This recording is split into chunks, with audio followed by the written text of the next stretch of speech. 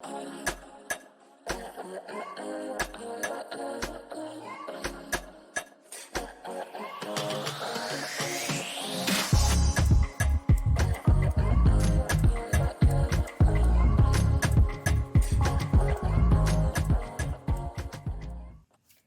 everybody, it's Michelle here again with Birthuhura. Here at Birthuhura, I am a full spectrum plant-based holistic doula and an advocate for all things safe, natural, and effective. Here on this channel, we discuss all things birth, pregnancy, and womb health related. So if you guys like the content and you love what you hear on the channel, please be sure to subscribe.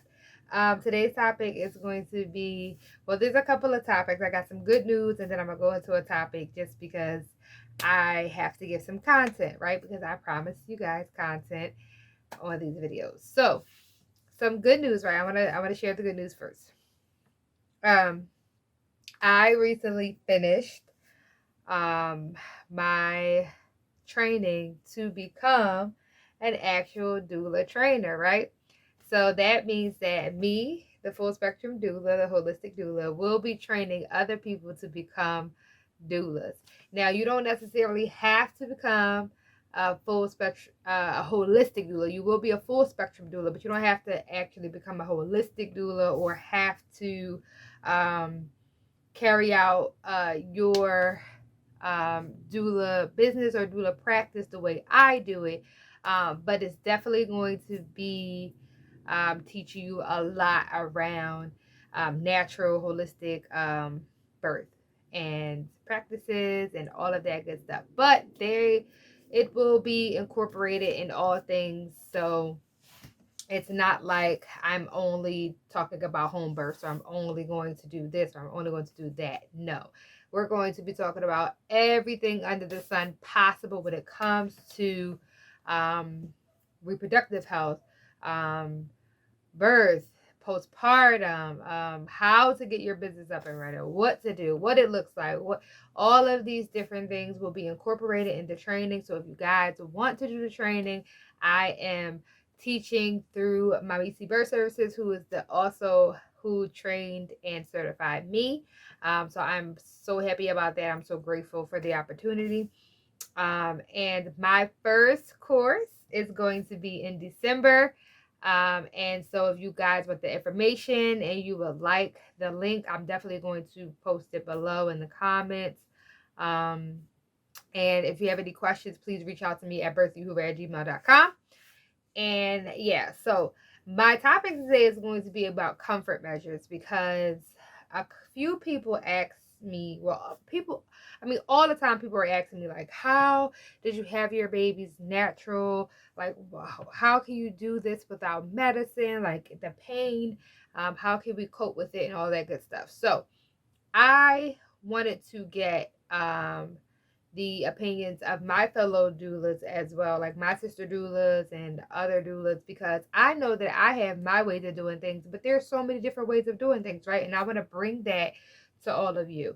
So I went on my platforms and I said, hey, doula friends, hey, doula sisters, like, what's going on? And I want to know, what are you guys' favorite comfort measure, right? And comfort measure means how to keep birthing woman comfortable, birthing person comfortable during the time that they're in labor, that they're about to give birth, right? And these comfort measures can be used, postpartum. These comfort measures can be also used during pregnancy, but this particular information is about comfort measures during the process of getting that baby to the world, right? And so I said, hey, what's your favorite one? So I'm going to start with particularly my favorite one. And I'm going to say, I'm going to have to go with laughter. I think in the early stages, and then, getting more into active labor, and then even maybe in the right before a transition, right? I can kind of keep my families in good spirits, and in like that stage of bliss, and just keeping them like laughing and joking and smiling and getting partner to be involved and helping them like laugh and joke and talk and just remembering and reminiscing all of that stuff. And I think by doing that, it just helps keep them and especially the birthing person in a better mood. It keeps that hormone flowing. It keeps them that dopamine and that serotonin and all of that stuff. It keeps them, and even a little bit of adrenaline. It keeps them up and alive and ready and prepared and take their minds off the nervousness and all of that stuff. So I like to keep them in a light, laughing, peaceful, cheerful mood, right?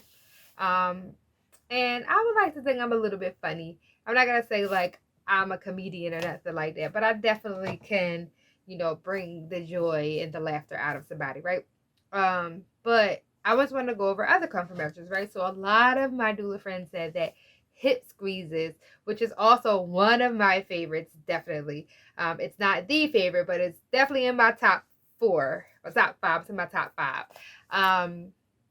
And so hip squeezes is basically that practice where we have mama get on her hands and knees, or she bends over on the bed, and we just get those hips in a good position and we push and squeeze, right?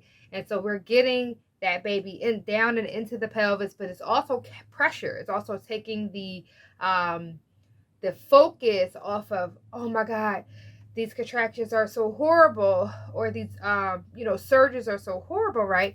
That and you feel those warm hands and that squeeze and that press, and it's kind of like taking your mind off of the that intensity of the contraction and putting you like, oh, okay, I feel some other things going on back there. And so this is one of the most favorite. I think that won the question, right? So many people say hip squeeze, hip squeeze, hip squeeze, right? So that's one of our favorite as a doula community. We can all agree that hip squeezes are amazing and magical, right?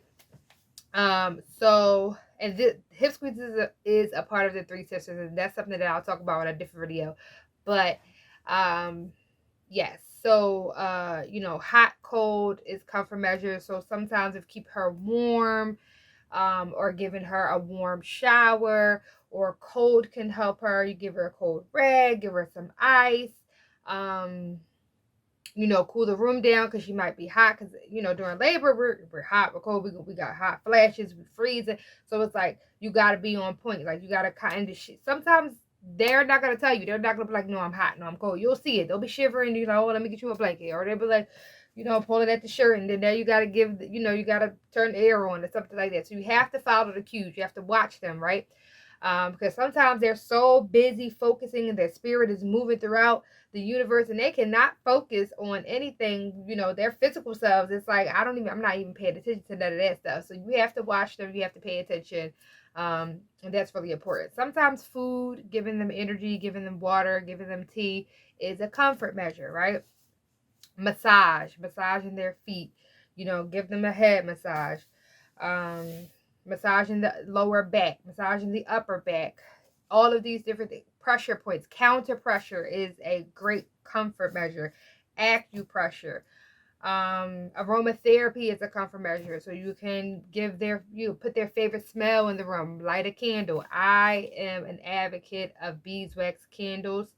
Let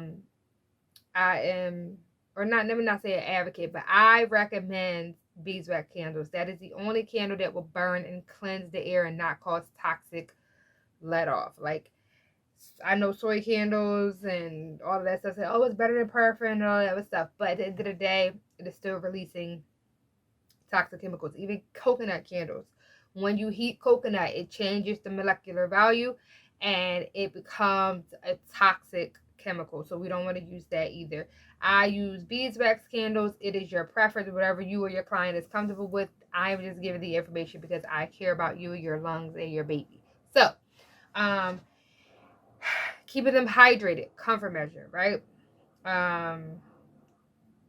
Hugs, cuddling, catering to them, cradling them, hydrotherapy, putting them in water, physical touch, just rubbing their back, hey, it's going to be okay, whispering to them, giving them affirmations to speak, like a lot of times we focusing on, oh, this is so bad, it hurts so bad, and when we're saying that, we're just basically manifesting more pain. But if it's, I can get through this, I have 20 more seconds and it'll be over, and I'll have a break before my next one. Each contraction is getting me over the hump to meet my baby sooner rather than later. All of these things, I can do this, I am strong, I am powerful, I am a woman. All of these different things, saying these and repeating these affirmations, seeing them somewhere, writing them down, putting them on a card. These are helpful. These are comfort measures, right? Intimacy is a comfort measure. Give mama and daddy, or partners, or whoever, couples, a minute to just be intimate. Go outside, make sure nobody comes in, whatever the case may be. This is going to be taboo, but I'm gonna say it anyway. Masturbation is a comfort measure. Of course, you might not want to do that in front of anybody. Maybe you're comfortable doing it in front of your partner. Maybe you're not. Let me tell you something. You got that baby here having sex. It is nothing wrong, and there's no shame in getting that baby here, utilizing the same thing, utilizing the same practice, right? Masturbation releases natural oxytocin. It releases natural dopamine. It releases those hormones that keep us in a state of bliss. It gives us comfort. It gives us pleasure. It gives us all of those different things, right? So using masturbation between those urges, those surges and those waves, right? We're not going to call them contractions, because that's also a manifestation of the tongue. You are saying contractions, you're saying pain, you're saying, because when we think contractions, we think pain. So using something like masturbation as a comfort measure is definitely possible. And I'm going to talk about this in another video, which I can't wait, but orgasmic birth is a thing. Yes, you can orgasm your baby to the world. It is very possible, right? And it's nothing wrong with it, and people should not be shamed for it, and we're going to have the discussion later. But that is another form of comfort measures, and I'm pretty sure there is so many different ones that I haven't mentioned, but my brain is slowing down now, right? Because this light is bright, and I've been talking, and I'm thirsty. So if you have one, if you are my doula sister, doula friend, doula community, or if you are just someone who has helped someone in labor, drop your suggestions for comfort measures. Drop what you feel is one of your favorite ones or an important one. And yeah, so that we can share this information with other people, because everything is not going to work for everybody. Like when I was in labor, I was like, I don't want to be touched. Don't touch me. Don't look at me. Get away from me. Let me just think. I wanted to be like in my own zone of zen. I wanted to just be like, okay, everybody move.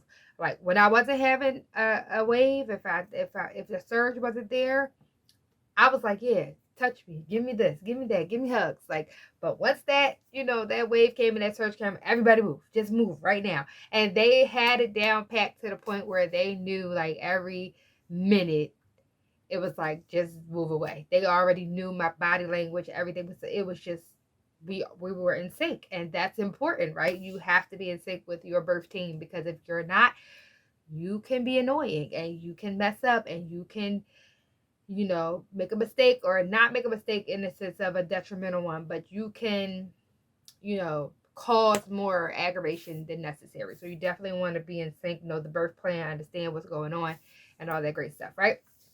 So yeah, if you guys have any questions, if we want to go deeper into this, let me know. Drop it in the comments. Email us at birthuhura@gmail.com. That is birthuhura@gmail.com. And I will be sure to answer, or one of us will be sure to answer and get back to you. Again, don't forget, my classes are starting in December. I will drop the dates and the link to the course if you want to start paying for your courses or purchase the course.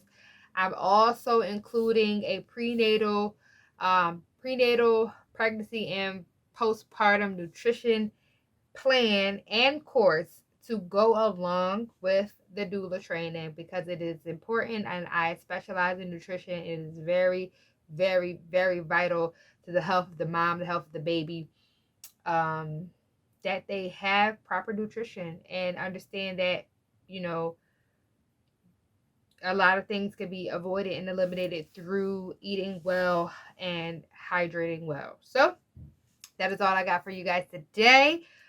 Please reach out to me if you need anything. Again, I'm Michelle. I am a full spectrum holistic doula at Birthuhura.